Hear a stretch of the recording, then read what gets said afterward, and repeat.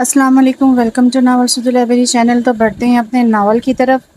मेरी जान तरसती आंखें तुम्हारी आंखें, बेमौसमों बेजान मंजर पर ठहरी आंखें, क्यों कि क्या इन आँखों की तपिश पर क्या तुम लौट आओगे अयामे गर्दिश पर। ये बरसती हुई बेबस बेनूर आँखें मेरे हमदम, ये मेरी आँखें तुम्हारे आने की राह तकती हैं। ये क्यों ये आँखें बहती रहती हैं, देखो तो इन आँखों में अब भी वही हिद्दत शिद्दत पोशीदा है जो मेरे और तुम्हारे मिलन की एक कड़ी थी, जब मेरी आँखें तुम्हारी आँखों में उलझी हुई थी। मेरे हमदम मेरे हम नौ इन बरसती आँखों से पानी छीन लो, इन तरसती आँखों की वीरानी छीन लो। ये बरसती आँखें अब ना रखना मेरी जान, तरसती आँखें, ये बरसती आँखें, तरसती आँखें। वो कितनी देर से समंदर के दिलनशीन और पुरकैफ नज़ारों में खोई हुई थी। समंदर में बनती बिगड़ती लहरें इसके वजूद में होने वाली हलचल की वाज़ा तर्जमान थी। यूँ लग रहा था कि वक़्त धीरे धीरे थमने लगा हो और ठंडी फ़ज़ाओं पर सुर धीरे धीरे से बदल रहा हो। मोहब्बत का कोई वक़्त नहीं होता, कोई ख़ास सिलसिला नहीं होता, इब्तिदा की कोई भी किसी तौर से प्लानिंग नहीं होती, हदूद व क़वाइद और पाबंदियों का पता नहीं होता। यूं ही बेहंगम से जज्बात के तहत वो सोचती चली जा रही थी। कितने ही पल बीत गए मगर वजूद में ज़रा सी जनिश भी ना हो पाई थी। मोहब्बत को चाहतों के बंद जजीरों में मुक़ीद ही नहीं किया जा सकता, क्योंकि चाह से तो मोहब्बत की महज इब्तिदा होती है, जिसकी कैद नामुमकिन है और मुश्किल भी। ये इब्तिदा है इंसानियत की और मकसद है तख्लीक़ इश्क। इसे कब और किस वक़्त तो होता है ये कोई भी तय नहीं कर सकता। इसके वजूद का इर्तिका तो अज़ल से है और अबद तक रहेगा। मोहब्बत अगर वजूद कायनात का मकसद है तो हमेशा रहेगा, फिर ये किस तरह से किसी भी रूप में मौजूद क्यों ना हो। इसका वजूद किसी लम्हे भी तख्लीक में आ सकता है, ये तो मोहब्बत खुद तय करती है इसे किससे किस तरह से होना है। इंसान तो बेबस है। धीरे धीरे जज्बात अनजाने रुख पर बहते चले जा रहे थे, तो अश्कों को नोकी सी तगयानी मिल गई थी। वो अश्क जो कब से बहने को बेकरार थे, बहते चले गए थे और वजूद की थकान में इजाफे का बायस बने थे। बरसती हुई आंखों का नया सैलाब उमड़ने लगा था तो दिल और रूह में इसराब जागज़ीर होता चला गया। दायां हाथ रुखसार पर धरे वो आंसू को बहते महसूस करने लगी थी। फिर आंसू को महसूस करने के बाद वो खुद पर हैरान ही तो रहेगी कि वो क्या से क्या बन चली थी। इस जगह पर आकर रुकना था, कब पता चला था इसे। एक नज़र गर्दो पेश के तन्हा मंजर पर डाली, वो कब से तन्हा बैठी थी, पास हर चीज़ ही तन्हा और खामोश थी, जैसे इसके साथ साथ मातम कर रही हो। मोहब्बत के वजूद में आने का मातम। मोहब्बत नहीं होनी चाहिए वरना अपना वजूद खो जाता है। कुछ भी अपना नहीं रहता, ना ही जज्बात, एहसासात और ना ही वजूद। अपनी पहचान खो जाती है और फिर बेबसियों का सफ़र मुकद्दर ठहरता है। ये तन्हाई के बादल, बेचैनी के गहरे आबशार, मोहब्बत का सिसकता वजूद गुम होता महसूस होता है। मोहब्बत नहीं होनी चाहिए थी। वो यकदम से चेहरा हाथों में छुपा कर सिसकने लगी, यहाँ तक कि बेखुदी की फ़िज़ा इसके गिर्द डेरा जमाने लगी और फिर रात की सुर्खी फैलने का एहसास भी ना हो सका था। माजी की कई यादें धीरे धीरे दिमाग में सरसराती महसूस हुई। मुझे आपके साथ कहीं नहीं जाना, हालांकि तलहा भाई ने इसने शॉपिंग की फरमाइश खुद की थी। वो थोड़ा सा लेट हुए तो इरज ने इसके साथ जाने से साफ इनकार कर दिया। आई एम सॉरी गुड़िया, ट्रैफिक में बुरी तरह से फंस कर रह गया था। ओके चलो सॉरी करता हूँ, वो इसे मनाने वाले अंदाज में गोया हुआ, मगर इरज इनके गुड़िया कहने पर बुरी तरह से मचल कर रह गई। वो इससे अभी तक बच्ची समझते थे और बच्चों की तरह ट्रीट करते थे। डोंट कॉल मी गुड़िया, I am not a baby now. दिल की बात बामुश्किल ही सही ज़ुबान पर आ ज़रूर गई थी। उन्होंने इसके इस अंदाज़ पर बगौर देखा। गुस्से में वो और भी खूबसूरत लग रही थी। सुर्ख सफ़ेद रंगत, मुतनासिब सा सरापा और फिटिंग वाला खूबसूरत सा सूट, साथ ही स्टाइलिश बालों की कटिंग इसकी शख्सियत को चार चांद लगा रहे थे। मगर इरज आज भी इनके लिए वही छोटी सी प्यारी और मासूम सी लड़की थी। वो तो बचपन से देखते आ रहे थे, मगर उन्होंने यकदम से बदलती इरज को महसूस ज़रूर किया था। फिर अपना खाम ख्याल समझकर सारे ख्यालात झड़क दिए। तुम आज भी मेरे लिए वही छोटी और प्यारी सी कज़न हो तो तलहा भाई की रट लगाए हुए मुझसे चॉकलेट की फरमाइश करती थी। उन्होंने सर झुकाए हुए खड़ी इरज को प्यार से देखते हुए कहा, वो इन्हें क्या कहती कि वो इन्हें भाई नहीं समझती। अपना मान, अपनी ज़िंदगी, अपना भरोसा सभी कुछ इनके नाम कर चुकी है। वो कैसे कहती कि आप जिस लड़की को बहुत छोटा समझकर इसे बच्चों की तरह ट्रीट करते हैं वो कितनी बड़ी हो चुकी है। वैसे भी ये उम्र धीरे धीरे जो इंसान को मैच्योरिटी की तरफ ले जाती है। एक लड़की खुसूसन तजुर्बात के मराहिल से गुजर कर बहुत कुछ सीखती चली जाती है। इसे भी गुस्सा इस बात पर आता था कि तलहा भाई से खुसूसन प्रोटोकॉल सिर्फ़ और सिर्फ इसलिए देते थे कि वो आज भी इसमें बचपन के रूप की झलक देखते थे। अरे तलहा आ गए आप। इरज कब से आपका वेट कर रही थी। खूब लड़ाई हुई होगी ना। रोशीन ने जैसे ही लॉन्च में कदम रखा दोनों की जानिब बढ़ते हुए बोली। तलहा चुपचाप नाराज़ सी खड़ी इस लड़की की जानिब देखते रहे। इसे आज बहुत गुस्सा क्यों आ रहा है मुझ पर, तुम कुछ जानती हो रोशीन। तलहा ने इसके कान के करीब आस्ता से कहा और इरज तेजी से मुड़ते हुए सीढ़ियों को बुर करती चली गई। दोनों ही अपनी जगह पर साकत खड़े रह गए। बात कोई इतनी बड़ी तो ना थी कि इससे इस कदर बढ़ा चढ़ा कर नाराज़गी का मुजाहरा किया जाता। आज पहली बार तलहा को इसकी ये बात बुरी तरह से खुली थी। माना कि वो इससे बहुत प्यार करता था, छोटी बहन समझकर हर ख्वाहिश पूरी करता था, मगर इस कदर बदतमीज़ी की तवक्को हरगिज़ ना थी। तुम्हारा क्या ख्याल है, मुझे इसे मनाना चाहिए? अब रोशीन की तरफ जानी मतवज्जो होकर वो पूछ रहा था। As you wish. वैसे वो आपसे बहुत प्यार करती है, सब कुछ बर्दाश्त कर सकती है, मगर आपकी तरफ से लापरवाही बर्दाश्त करने का सवाल ही पैदा नहीं होता। वो तो धीरे से सर झुकाते हुए हूँ कहा और इस हूँ में बहुत से ख्यालात पोशीदा थे। खाला कहाँ है रोशी? मम्मा पापा के साथ पार्टी में गई हैं। आप खड़े क्यों हैं, बैठे ना, मैं आपके लिए चाय बनाती हूँ। तलहा जो इस वक्त ऑफिस से सीधा ही यहाँ आए थे, थकान की वजह से चाय की शदीद तलब हो रही थी, मगर मूड ऑफ हो जाने की वजह से बैठने को जी ही नहीं चाहा। मैं चलता हूँ रोशी, मम्मा वेट कर रही होंगी, फिर आऊँगा, वो कहते हुए गाड़ी की चाबी मोबाइल वगैरह मेज़ से उठाते बाहर की तरफ बढ़े। इरज ने ऐसा क्यों बिहेव किया, एक ही सवाल दिमाग को लगाए दे रहा था, हचकोले दे रहा था। गाड़ी स्टार्ट करते हुए मुड़कर गेट की जानिब देखा और तेज़ी से गाड़ी आगे बढ़ा दी। मम्मा मैं ये पर्पल कलर की साड़ी पहन लूँ? बेड पर तरह तरह के ड्रेसेस बिखेरे हुए थे जो कि मिसिज़ इरज और रोशीन के लिए लेकर आई थी। इनमें से पर्पल कलर की साड़ी जो कि बेहद नफीस थी इसे बेहद पसंद आई। ये सब तैयारियां तलहा की बहन मारिया की शादी के लिए हो रही थी। इसका कल शॉपिंग करने का मकसद भी इसी फंक्शन के लिए ड्रेस खरीदना था जो कि पूरा ना हो सका। इसके बाद से तलहा और इसके दरमियान बातचीत ना हो सकी। इसके अंदर बेचैनी का गहरा समुंदर मौजूद था। कई ख्याल, जज्बात और एहसास रूह में उतर कर बेखुदी को दावत दे रहे थे। तुम साड़ी पहनोगी मेहंदी के फंक्शन में बेटा? तुम्हें कोई तजर्बा भी नहीं है, कैन यू मैनेज?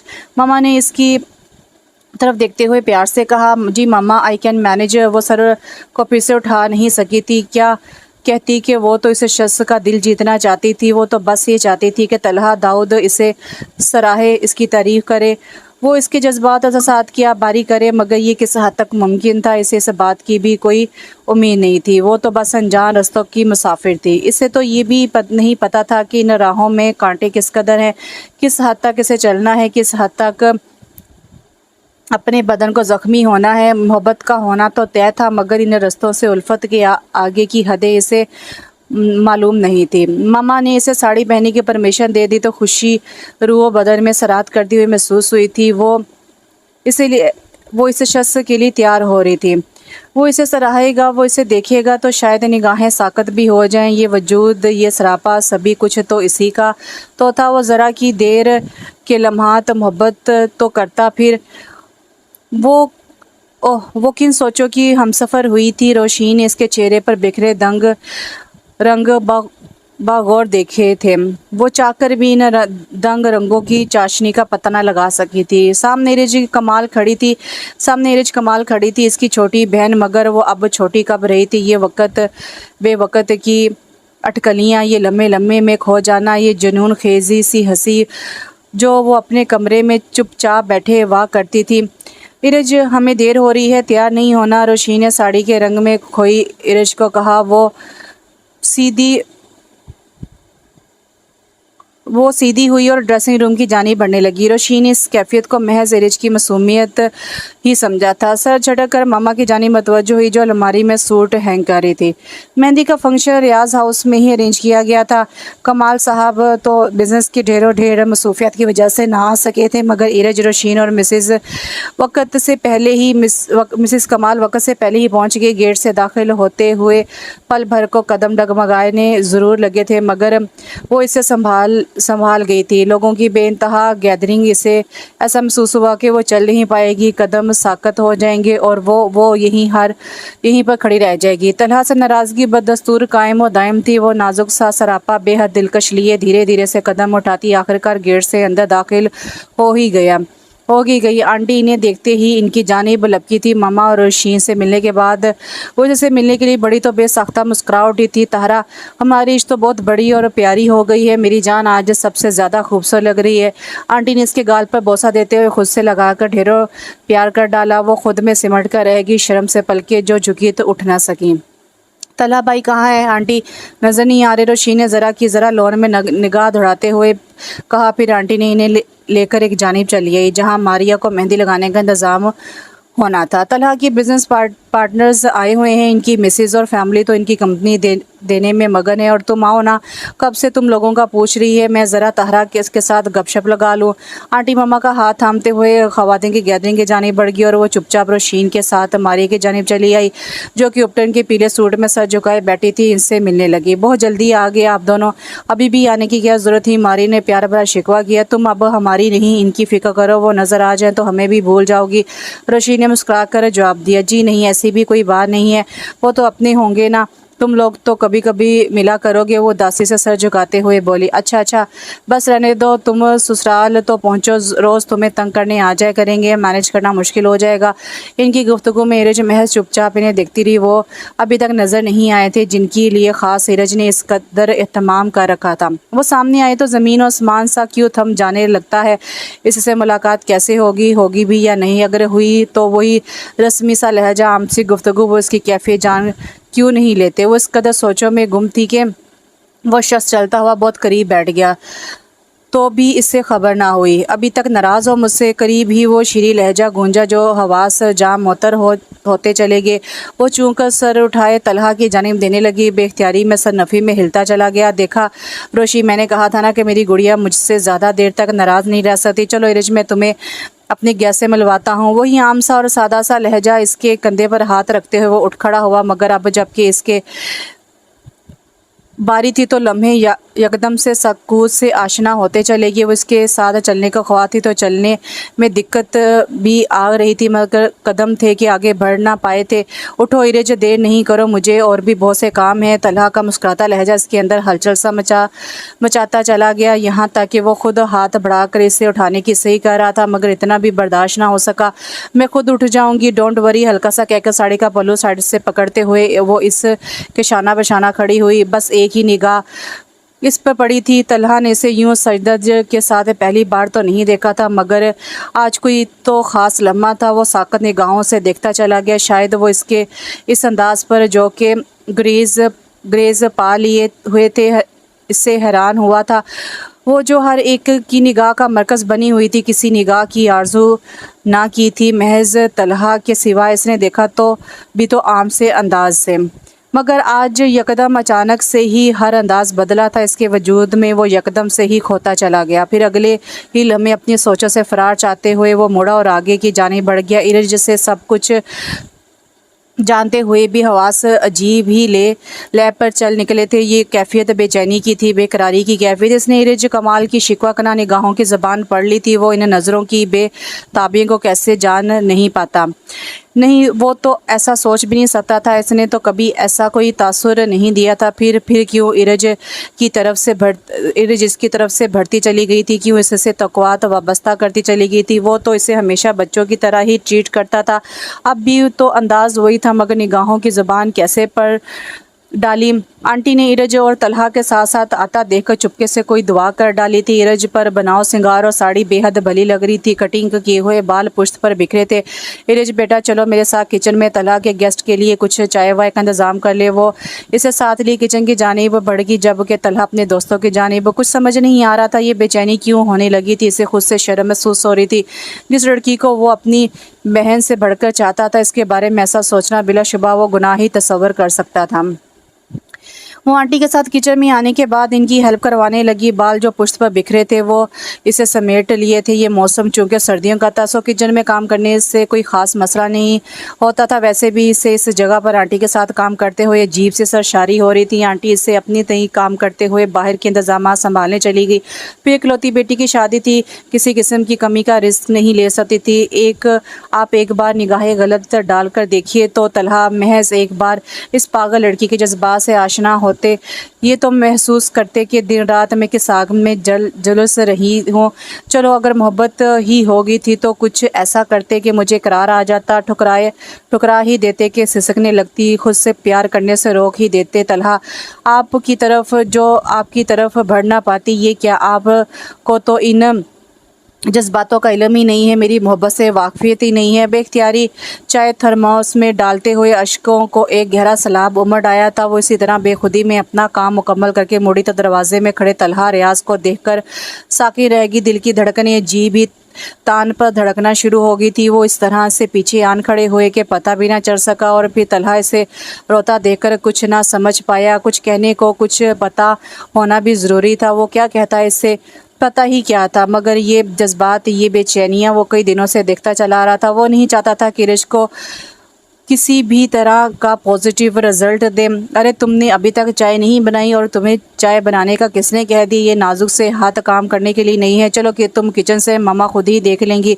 तलहा के अंदाज से ज़रा भी पता ना चल सका कि वो इसके अंदर की कैफियत जान चुका है। मैंने बना ली है तलहा, आप ये देखिए। इसने बेखुदी में मुड़ते हुए इसे मुखातिब किया था। वो भाई लगाने की जहमत से भी महरूम रही तो तलहा ने इसे चूक कर यकदम से देखा। वो जो तलहा भाई कहते ना थकती आज इसे दोराहे पर आन खड़ी थी कि इस कदर हिम्मत इसके वजूद में आ गई थी कि भाई का लफ्ज़ लगाना ज़रूरी ना समझा था। ओके बना ली है तो मैं जलाल से कहकर सर्व करवाता हूँ, तुम तो निकलो यहाँ से। अपनी सारी तैयारी का बेड़ा गर्क कर लिया। वो हाथ पकड़कर इसे लेकर किचन से बाहर निकल आए थे और फिर खुद वहाँ खड़े होने की बजाय हजूम में कहीं गुम हो गया था, जबकि इरज इसके हिसार के सरमस्त सी कैफियत में वहीं खड़ी रह गई। बाएं हाथ पर अपना दायां हाथ अभी ही तो ठहरा था।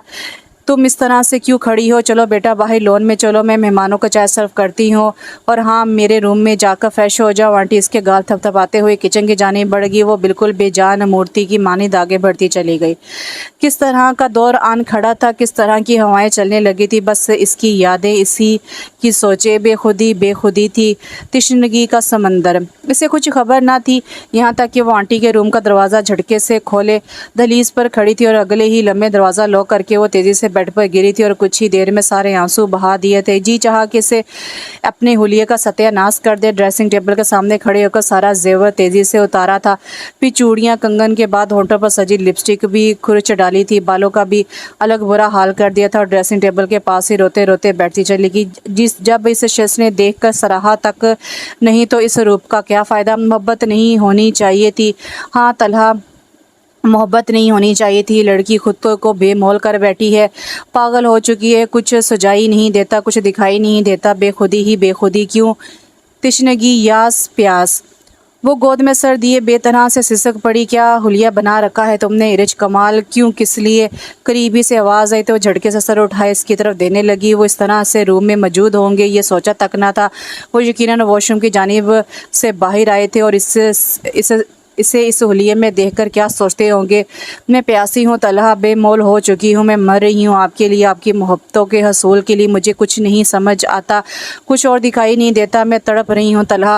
वो एकदम से झुकी थी और अगले ही लम्हे वो मजबूत बाजू इसके लिए वाह हो चले थे। वो मजबूत बाजुओं ने इसे अपने खसार में लेकर सहारा दिया था। हालांकि दिल और रूह एकदम से घसीटती आंधियों से परेशान हुआ उठा था, बेताब हुआ उठा था। वो इस पागल लड़की की बेताबियों पर बहुत हैरान था। वो इसकी मोहब्बत में इस कदर आगे बढ़ आई थी कि पता भी ना चल सका। वो इस बिखरे हुए वजूद को संभालता चला गया, यहाँ तक कि वो खुद भी इस वजूद से बेगाना हो गया था। दरवाजे पर होने वाली दस्तक ने तलहा को जैसे वार्न किया था। इरज बिल्कुल इसी पोजीशन में ना थी कि कोई इसे देख सकता। इरज उठो, इरज होश में आओ। तलहा ने इसके गाल थपथपाए। वो आज महज इसकी वजह से बहुत मुसीबत में फंस सकता था। क्या करना चाहिए इसे? हकीकतन इस लम्हे अपनी और इरज की रेपुटेशन की फिक्र थी। दरवाजे पर अभी तक दस्तक होती चली जा रही थी। वो तंग आकर से झंझोड़ने गया, मगर वो खुद ही से बेगाना जाने की सोचों में खो चुकी थी। आखिर वो तेज़ी से दरवाजे की जानिब बढ़ा और लॉक खोलकर सामने तनकर खड़ा हो गया। अरे तलहा भाई आप? वो मैं इरज को तलाश कर रही थी, न जाने कहाँ रह गई है, आपने कहीं नहीं देखा? तलहा इसी तरह दरवाजे पर जमकर खड़ा था कि रोशीन कमरे के अंदर नहीं देख सकती थी। नहीं, मैंने नहीं देखा। इस वक्त मसलतन झूठ बोलना पड़ा। ओके, वहाँ बाहर मारिया को मेहंदी लग रही है, ससुराल वाले भी आ चुके हैं। इरज को बहुत शौक था दूल्हा भाई को देखने का। ओके, मैं इसे देखती हूँ, वो खुद कलामी के अंदाज में कहती हुई बाहर दरवाजे से हट गई। तलहा का गुस्सा इस वक्त सातवें आसमान को छूने को बेकरार था। वो दरवाज़ा लॉक करके झटके से मुड़ा और इसे बाजू से पकड़कर सामने आन खड़ा किया। क्यों इरज, कमाल क्यों कर रही हो ये सब? होश में आओ, इससे पहले कि मैं होश खो दूँ। वो इसकी बात पर सर उठाए देखती चली गई। आंखें गुस्से से खून बरसा रही थी। गैसो गज़ब की ये कैफियत बिलाशुबा अजीब तर थी। तलहा उठकर दरवाजे की जानिब बढ़े और इसे 5 मिनट तक नीचे आने के लिए कहा। वो जैसे होश की दुनिया में फिर से लौट आई थी और हकीकतन ऐसा ही हुआ था। वो महज 5 मिनट के अंदर अंदर फिर से अपना होलिया ठीक करके नीचे चली आई। अब तो निगाहें शर्म से झुकी जा रही थी। ना तो इसे रोशीन के बोलने का ख्याल रहा, महज बोधी सी दलील दे सकी कि वॉशरूम में थी। आखिर हो क्या गया है तुम्हें? मुझे तुम्हारी तबीयत ठीक नहीं लगती। जब से फंक्शन में आई हो चुप चुप हो क्यों? बोलो। रोशीन ने घेरा घर का तो आंटी करीब आकर बोली, अरे इरज ने चाय तो कमाल की बनाई थी, सभी को पसंद आई। मुझे तो लगता है अपनी इरज को किसी की नज़र लग गई है, तभी तो उतरा उतरा सा चेहरा है। आंटी ने इसे खुद से लगाकर कहा। वो महज मुस्कुरा सकी। जैसे तैसे मेहंदी के फंक्शन पर वो अपने आप को संभाले हुए बैठी थी। पापा और अंकल भी लास्ट में फंक्शन में चले आए। गैदरिंग की वजह से इसकी तबीयत भी काफ़ी संभल गई थी, मगर तलहा ना तो उसके सामने आया था, ना इसने आने की कोशिश की थी। वो भी शर्मसार सी अपने जज्बात के यूं वहाँ होने पर परेशान बैठी रही, मगर दिल से एक बोझ ज़रूर हटा था कि तलहा इसके जज्बात से आशना हो चुके थे। लेकिन अब वो ज़िंदगी में कभी भी तलहा का सामना कैसे करेंगे, ये सोच सोच कर पागल होती चली जा रही थी। I will not go. क्या कहा? तुम मारिया की शादी में नहीं जाओगी? But why? क्या आफत टूट पड़ी है? तुम्हारी क्या सोचेंगे? तुम्हारी अम्मी क्या सोचेंगी? तुम्हारी आंटी क्या सोचेंगी? मम्मा ने इसकी बात पर काफ़ी गुस्सा किया था। मामा, मैं वहाँ नहीं जाने वाली, मुझे बोरियत होती है गैदरिंग में, वैसे भी मेरी तबीयत ठीक नहीं है, कहकर कंबल मुँह तक ओढ़ लिया और ताहरा बेगम इसकी ज़िद के आगे मजबूर होकर वापस मुड़ गई। मुझे प्यार करो जाना, मेरी मांग भरो जाना, मैं तो लम्हों की मुसाफतों में थकन ज़दा हूँ, मैं खोई हुई रहती हूँ, बेबसी मेरी हमसफ़र है, बेचैनी में हम कदम है।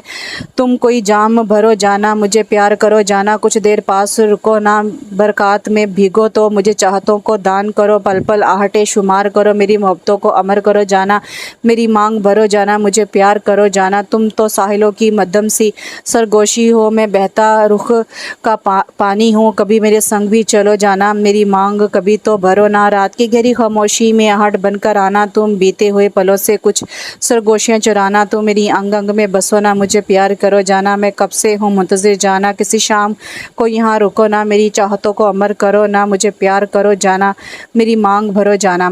लेटे लेटे कितने ही पल गुजर के वो मोहब्बतों के पुरसकून वादियों में जा ठहरी थी, जहाँ फूलों की खुशबू थी, कलियों की महक, सावन रुत पर बहती बरखा, भीगी भीगी सी फुहार का मौसम, कांटों से बहुत दूर ये मोहब्बत की वो दुनिया थी जिसे वो हर लम्हा तराशती रहती थी, ये जिसकी वो हर लम्हे मुंतज़िर रहती थी। जब कोई मोहब्बत करता है तो ये नहीं सोचता कि वो कौन है क्या है, वो तो बस मोहब्बत की तख़य्युल के रुख पर बहता चला जाता है, इसे मोहब्बत महकाती चली जाती है और वो शख्स ख़ुद को मोहब्बत के सपुर्द किए बेखुदी का हमसफ़र हो जाता है। वो भी तो कोई आम और नापुख्ता सोच की लड़की नहीं थी, मगर वो मैच्योरिटी के तमाम इन हदूदों को छू कर भी नहीं गुजरी थी जिन पर से तलहा रियाज गुजर रहा था। वो खुद कब जानती थी कि लम्हों में कुछ लम्हे इसे बेवक़्त कर देने को भी होंगे। फिर अब जब तलहा इसके बारे में सब कुछ जान चुके थे, इसे अपने वजूद पर बेहद गुस्सा आ रहा था। बस ना चलता कि ख़ुद को ख़त्म कर देती अपनी ही सोचों में गुम। इसे ये भी पता ना चला कि सब लोग जा चुके हैं, बस गाड़ी के स्टार्ट होने की आवाज़ ही सुन पाई थी। क्यों किया इसने ख़ुद को बेमोल? तन्हा की नज़रों में इसकी क्या इमेज बनी होगी, क्या अहमियत रह गई होगी, वो इससे किस कदर नफ़रत करने लगेंगे। बस यही सोच कर दिमाग ख़राब हुए चला जा रहा था। तंग आकर वो कंबल को झटक कर उठी और वॉशरूम से फ्रेश होने के बाद टीवी लॉन्च में चली आई। टीवी ऑन करते ही अपनी पसंदीदा मूवी देखते हुए वो अपनी सोचों को झटकने की नाकाम कोशिश करने लगी। मेहरा बीबी वो मुलाजमा को आवाज़ देकर फिर से टीवी में मगन होगी। मुलाजमा के आने पर इसे कुछ खाने के लिए लाने को कहा। मुझे भूख लगी है। मेहरमा बीबी आप यूँ क्यों खड़ी हैं? जो कुछ भी हुए ले आए। वो बीबी जी, मैंने तो आज खाना नहीं बनाया। वट दिमाग ख़राब है आपका? मामा को पता नहीं था कि मैं घर पर हूँ? वो खुद जा रही थी तो आपको कहकर तो जाती। वो हकीकतन भूख से बेबला उठी। किसी को मेरी फ़िक्र नहीं। सभी चले गए छोड़कर, अब मुझे भूखा ही रहना होगा। आंसू तो जैसे बात बात पर निकलने की आदी हो गए थे। वो सोफ़े पर कुशन के सहारे लेटी हुई मूवी देखने में मगन थी जब डोरबेल बहुत तेज़ी से बजी। मुलाजमा ने दरवाज़ा खोला। वो अंदर आने वाली हस्ती को देखने की कतन शौकीन ना थी। सो लेटे हुए अपने काम में अभी तक मगन रही। तुम ऐसा क्यों कर रही हो इरज? तलहा की आवाज़ पर वो यकदम सीधी हुई। इस पल वो आसमानी कलफदार सूट के साथ पेशावरी चप्पल पहने बहुत ही हैंडसम और स्मार्ट लग रहे थे। निगाहें इनके खूबसूरत सरापे से उलझी तो हट ना सकी, मगर फिर इसे इन निगाहों को समेटना पड़ा। क्या चाहती हो तुम? वो करीब पड़े सोफे पर बैठते हुए बोले। अंदाज थोड़ा सख्त था। मैंने क्या किया है? जब मैं यही तो मसला है तुम्हारा, कुछ ना करते हुए भी बहुत कुछ कर जाती हो। खैर, तुम अब मास्टर्स कंप्लीट कर चुकी हो, आगे क्या करने का इरादा है? ये कोई वक्त है इन बातों का? मगर तलहा साहब को कौन रोके? मुझे कुछ नहीं करना, मगर मैं चाहता हूँ कि तुम कुछ करो। अंदाज काफ़ी पुरवकार और जू मैनी था। वो ठटक कर देखने लगी। मैं चाहता हूँ तुम अपना टैलेंट और अपनी जहानत फजूल कामों में ज़ाया मत करो। पापा के साथ इनका बिजनेस संभालो, ये इनकी ख्वाहिश है। और आपकी ख्वाहिश? वो ना पूछ सकी कि इससे अच्छे और ख़ूबसूरत इंसान मुझे लेकर तुम क्या सोचते हो? तुम मुझसे क्या तवक्को रखते हो? तुम मेरे बारे में क्या राय रखते हो? वो सर झुकाए इनकी बात सुन रही थी। देखो इरज, अभी तुम बहुत छोटी हो, बल्कि मुझसे पूरे 8 साल छोटी हो। ये फ़र्क हमेशा सामने रखा करो। वाज़ा रहे कि तुम्हारी सोचें, तुम्हारी फीलिंग्स मुझे कुछ भी गलत करने पर मजबूर कर सकती हैं। लगता था आज वो साफ साफ और वाज़ा बात करने के मूड में थे। आप मेरे इमोशंस और मेरी फीलिंग की तौहीन कर रहे हैं तलहा साहब। You are insulting me. वो मुश्किल कह सकी। Word nonsense. तलहा के साथ भाई लगाया करो। तुम मुझसे कल भी छोटी थी और आज भी छोटी ही रहोगी। इन सब बकवास से कुछ नहीं होने वाला। ओके नाउ गेट अप, उठो और चलो मेरे साथ। सब तुम्हारा वेट कर रहे हैं। नहीं, मुझे आपके घर नहीं जाना वहाँ जहाँ आप। शट अप इरज, क्या हो गया है तुम्हें? तुम हमारे रिश्ते पर ये धब्बा क्यों लगाने चली हो? तुम कल भी जितनी अजीज़ थी आज भी इतनी ही अजीज़ हो, मगर वो रिश्ता कतई नहीं। याद रखना। वो मुश्तल होकर इसके सामने खड़े थे। क्यों आप मुझसे वो रिश्ता नहीं बना सकते? क्या वजह है तलहा? आप मुझे बताएं, मैं क्यों आपकी बीवी नहीं बन सकती? मुझे आपकी बीवी बनना है। हाँ, आपसे शादी करना चाहती हूँ मैं। Then why you can't understand? Talha का हाथ बेख्तियारी ही उठा था और वो थप्पड़ इस कदर ज़ोर का था कि इरज अपना तवाज़ुन बरकरार ना रख सकी, सोफ़े पर गिरी थी। वो उंगली उठा कर इसे तनबीह करते हुए चले गए और वो बेतरह से रो दी। वो आस्ता आस्ता इस से दूर जा रहे थे, इसे रोता छोड़कर, मगर वो कुछ भी तो ना कर सकी, कुछ भी तो ना कह सकी। गहरी मोहब्बत, यहाँ रिश्तों का एक नया सिलसिला चलता है, प्यार को नया रास्ता मिलता है। यहाँ उम्र की कैद कैसी, यहाँ लम्हों की खबर क्यों कर। ये मोहब्बत है हमदम जो दिलों को मोतर रखती है, तशक्कुर के पल तस्हीर करती है और दो दिलों को करीब लाकर इन्हें अब कहर करती है। तुम क्या समझोगे यहाँ पर मैं और तुम कौन है? यहाँ तो बस रूहों की हुक्मरानी है, प्यार की बहती हुई कहानी है। ये मोहब्बत है हमदम, गहरी मोहब्बत, बे इंतहाओं की, बिना हदूद से हटकर, पाबंदियों से परे। ये मोहब्बत है हम कदम, गहरी मोहब्बत। मोहब्बत। मारिया की शादी का सिलसिला ख़त्म हुआ तब अपने से खुद बिज़नेस ज्वाइन करने को कहा था। वो यूं भी घर रह रह कर बोर हो गई थी, मगर वो बाबा के साथ ऑफिस कैसे जाती। अभी तो बिज़नेस की अलिफ बे से भी वाकिफ़ नहीं थी। इसने ये उज़र बाबा के सामने पेश किया। वो कुछ कोर्स वगैरह कर ले, फ़रागत में करने को और भी बहुत कुछ था। तभी अंकल रियाज ने पापा को मशवरा दिया कि वो अगर बिज़नेस सीखना चाहती है तो तलहा से बेहतर इसे कोई भी अच्छी तरह से गाइड नहीं कर सकता। तलहा का नाम बाबा की ज़ुबान पर आता देखकर वो पल भर के लिए मुस्तरब हो गई थी। नहीं, वो इस शख्स के सामने कतई नहीं जाएगी जिसने इसे पल भर में बेमौल कर रखा था, करके रख दिया। यही सोचते सोचते वो तन्हा गाड़ी लेकर साहिल के करीब आन बैठी थी, जहां वो खुद से बेनियाज सोचती चली जा रही थी और कह रही थी कि मोहब्बत को नहीं होना चाहिए था, कतई नहीं। ये बेमौल कर देती है, बेबस कर देती है। रोते रोते वो किसी ख़ास फैसले पर पहुंची थी। मोहब्बत में सब्र ना हो तो बेकरारी और बेचैनी बढ़ने लगती है। दुख और यास की अजब सी कैफियत रूह बदन के हर दोबाम पर उलझने लगती है। मोहब्बत में सब्र आना यकीनन बहुत ही खूबसूरत फ़ेल है। बेएतबारी का दौर दूर से गुजर ना होकर मोहब्बत है तो बस चुपचाप महबूब को चाहा जाए, मोहब्बत की परतिश किए जाओ, क्योंकि ये अमर रब्बी है। इसे कब और किस वक़्त होना है ये तो तय है। ये तो इस ज़ात का फ़ैसला है कि इंसान को किस हद तक आज़माना है। ये फ़ैसला तो उसने करना है कि किसको किस की और किस कदर मोहब्बत दान करनी है। फिर इंसान कौन होता है अपना फ़ैसला करने वाला? वो बेख्तियार है तो इख्तियार का मौसम कैसे आए? अगर मोहब्बत ने इसकी रूह और बदन की अंग अंग में उतरना ही है तो वो इससे रोके कैसे? अगर मोहब्बत को होना ही है तो मोहब्बत होकर रहती है, जैसा कि इर्श कमाल को हुई थी और इस कदर शिद्दत से हुई थी कि सारे फ़लसफ़े, सारे नज़रिए मोहब्बत के जज्बे के आगे हिच गए थे। यूँ लगता था कि वो बेख्तियार है, इससे कुछ मालूम नहीं, कुछ भी तो पता नहीं। यहाँ तक कि वो ऑफिस जाने के लिए तैयार हो रही थी तो सबसे पहले इसकी पसंद नापसंद का ख्याल आ रहा था। आईने के सामने खड़े हुए वो मुकम्मल तौर पर अपनी ज़ात से हटकर गुम हुई थी। यूँ करो मेरे करीब आओ, मैं तुम्हें छूकर देखूं तो तुम्हारी नकूश में खो जाऊं। चलो कुछ देर पास ही बैठो, मैं तुम्हें हाल दिल सुनाऊं।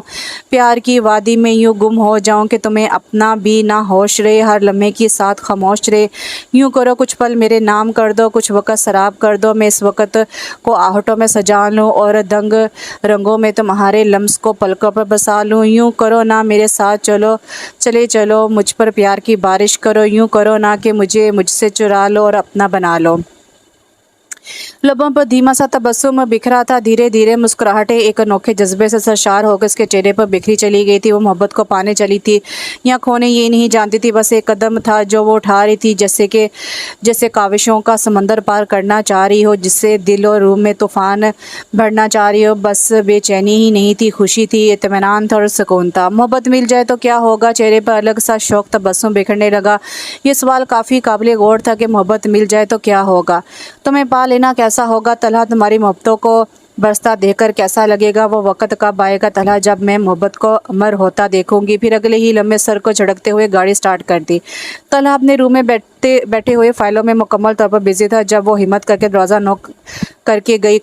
आज वो अंदर की आवाज़ बहुत ही आस्ता से सुनाई दी थी। डरते डरते अंदर कदम रखा और चलती हुई सामने आन खड़ी हुई। तलहा ने काफ़ी मसरूफ़ अंदाज में इसकी जानिब देखा और बैठने का इशारा करते हुए वो दोबारा काम में मगन हो गया था। वो बिल्कुल हुक्म के मुताबिक चेयर घसीट कर बैठ गई। इसे बैठते बैठे तकरीबन 15 मिनट गुजर गए थे, मगर तलहा काम में इस कदर बिजी था कि इसका बैठना ना बैठना जैसे कोई मायने ही नहीं रखता था। यहाँ वो इसे जानबूझकर इग्नोर कर रहे थे। वो चुपचाप इसकी जानिब देखने लगी कि जो सूटेड बूटेड अपनी ज़ात से भी बेखबर फाइलों में गुम थे। तुम्हें क्या मालूम है अच्छे इंसान, मेरे लिए क्या हो तुम जो तन्हा रहते हो। मैं तुम्हें मुकम्मल करने की आरज़ू करती हूँ, तुम्हें मुकम्मल करना चाहती हूँ। दिल ही दिल में अनोखी सी ख्वाहिश जागी। वो भी मज़ीद इसकी जानिब देखती रहती, मगर तलहा ने यकदम से सर उठा के इसकी महबत को बेतरह से गुम किया था। वो तेज़ी से निगाहें झुका गई। जी मिस रिच, कैसे आना हुआ? इसका लहजा और अंदाज से खुलाए देने के लिए काफ़ी था। क्या मतलब आपका कैसे आना हुआ? अंकल ने आपसे बात नहीं की? आप मुझे बिज़नेस के रूल्स एंड रेगुलेशंस सिखाएंगे, इसलिए मैं यहाँ आई हूँ। वो तलहा के सामने बोलने की जुर्रत कभी ना करती, मगर से हकीकतन ये अंदाज़ अच्छा नहीं लगा था। वो जानती थी वो इसे इग्नोर करने की हर हद पार करने के मजाज हैं। कहाँ तक चलोगी? कब तक इस तरह से बहाने तलाश करके मेरे करीब आने की कोशिश करोगी? कब तक? जब तक आप मिल नहीं जाते। इसके तरह से जवाब देने पर तलहा ने चूम कर इसे देखा था। फिर अपनी सीट से उठता हुआ वो करीब ही आन रुका। जानती हो मुझे कितनी तकलीफ़ होती है जब तुम मुझे इस अंदाज से सोचती हो, इस अंदाज से देखती हो। बचपन से लेकर अब तक तुम्हारे मुँह से भाई सुना है मैंने, तुम्हारे ये सब ज़ेब, तुम्हें ये सब ज़ेब नहीं देता इरज, मुझे हर्ट मत किया करो। वो जैसे बहुत ही शिकस्ता लहजे में इसे समझा रहे थे। आप भी मुझे हर्ट ना किया करें तलहा, मैं आपकी लापरवाही से, बेतवज्जी से बहुत हर्ट होती हूँ। मेरी इमोशंस को बेमोल मत किया करें। वो अभी तक बदस्तूरी सी बात पर अड़ी थी। ये जज्बात और साथ किसी और के लिए बचा रखो, मुझसे ऐसी ना तो कोई तवक्को रखना, ना ही मैं तुम्हारे इन एहसासात की आपारी करूँगा। अंडरस्टैंड। हाथ में इसकी पुश्त पर मारते हुए बहुत तेज़ी से बोला, कब तक तलहा, कब तक आप मुझे इग्नोर करेंगे? आखिर तो आपको मेरी तरफ लौटना होगा और इस मकसद के लिए मैं कुछ भी करूँगी, कुछ भी। वो नाजुक सी लड़की और ये जज्बा ये एहसास पल भर के लिए तो तलहा बेसुधे से देखते ही रह गए। मोहब्बत ने इसे इस कदर मजबूत कर दिया था कि वो इस तरह बहादुरी से अपनी मोहब्बत का डंडोरा पीट रही थी। इसकी निगाहों में वाज़ा चमक थी जिसे वो कुछ भी कर देने का हौसला रखती थी, जैसे इसको पा लेने की खातिर कुछ भी कर देने पर कादिर थी। वो फिर से दोबारा अपनी सीट पर जाकर बैठ गया और फ़ौरन फ़ोन उठाकर सेक्रेटरी को अंदर बुलाया था। आप इन्हें इस ऑफिस में काम करने के लिए गाइडेंस दें, हर तरह से रूल्स एंड रेगुलेशन सिखाएं। आज से ये इसी ऑफिस में काम करेंगी। वो इन्हें हुक्म देकर खुद फिर से कागज़ों में मगन हो गए थे। और इस पल एक अजब सी मुस्कुराहट इरज कमाल के लबों पर बिखरी थी। तब वो चलते हुए सेक्रेटरी के साथ बाहर के जाने बढ़ी।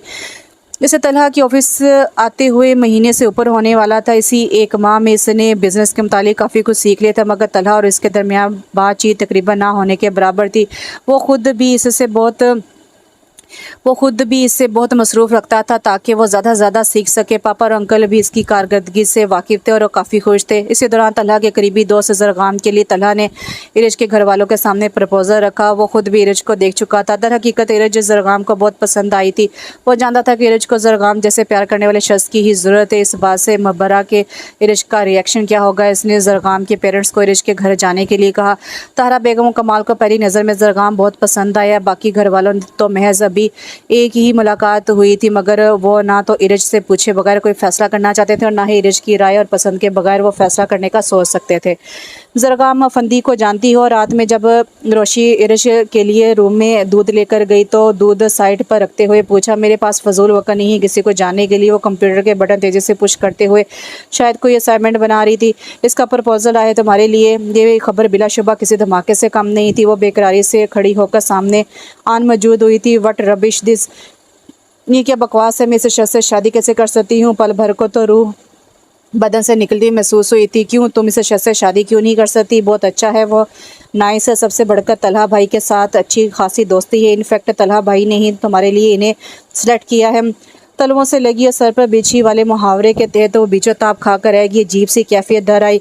रोशनी इसके कमरे की हालत दुरुस्त करने में मगन थी, इसलिए इसकी बिगड़ती हालत पर तवज्जो ना दे सकी। तलहा भाई तुम्हारे लिए कभी भी गलत फैसला नहीं करेंगे। तुम जानती हो तुम इन्हें कितनी अजीज़ हो। वो इसकी बातें सुनती हुई बिल्कुल साकत खड़ी रह गई थी। तलहा ये सब क्यों कर रहे थे? अब तो वो इससे किसी तरह से भी कोई बात ना करती थी। सामना भी होता तो अक्सर कतरा कर करीब से गुजर जाती थी। फिर इस शख्स को क्या ज़रूरत थी इस तरह से किसी अजनबी का प्रपोजल इसके लिए भेजने की? से हकीकतन तलहा की इस हरकत पर बेहद गुस्सा आया था। अगर मोहब्बत नहीं दे सकते थे तो इसकी मोहब्बत की तौहीन तो ना करते।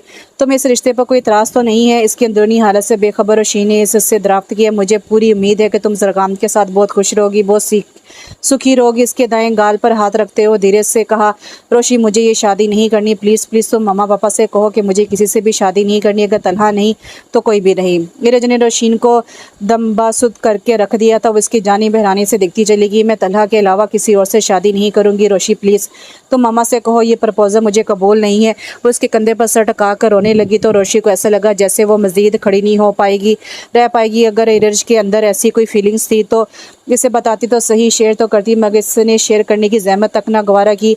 तो आज इतना ज़बरदस्त प्रपोजल मम्मा पापा लोग यूं ही कैसे ठुकरा देते? तुम भी तो हो रोशी, तुम जब ज़रगाम के बारे में इतना कुछ जानती हो तो तुम क्यों नहीं इससे शादी कर लेती? तुम्हें भी तो ज़िंदगी गुजारनी है। वो अगर अच्छा शख्स है तो तुम्हें भी तो खुश रख सकता है। रोशी इसकी जानी बस हैरानी से देखती रहेगी। बोलो ना रोशी, तुम मम्मा पापा से कहोगी ना? वो कोई से रोशी को देखते हुए इस्तफार करने लगी तो मगर वो इसे क्या बताती, यहाँ तो किस्मत का काया ही पलटने चली थी। तलहा भाई ने रोशी से शादी करने की ख्वाहिश जाहिर की। तलहा भाई ने रोशी से शादी करने की ख्वाहिश जाहिर की। वजह ये थी कि रोशी इसकी हम उम्र थी और मेच्योर थी। जज्बात तलहा को जज्बातियत और जुनूनियत से सख्त चिढ़ थी, इसलिए उन्होंने इरज की निस्बत रोशी को सेलेक्ट किया था, क्योंकि आंटी कई दिनों से इनके पीछे लगी हुई थी कि अब इन्हें शादी कर लेनी चाहिए। वो थे कि मानने का नाम ही नहीं ले रहे थे। तब उन्होंने रोशी से मशवरा किया। वो क्या कहती है, ना तो इसके दिल में तलहा के लिए कोई ख़ास जज्बात है और ना ही कोई ख़ास उल्फत। हाँ, अगर वो और मम्मा पापा लोग चाह रहे थे तो इसे भी कोई इतराज़ नहीं था। बुज़ुर्गों की मीटिंग में तकरीबन 2 ही प्रपोजल को अपनी अपनी जगह पर सेलेक्ट कर लिया गया था। बस इरज से पूछ कर कन्फर्मेशन करनी बाकी थी।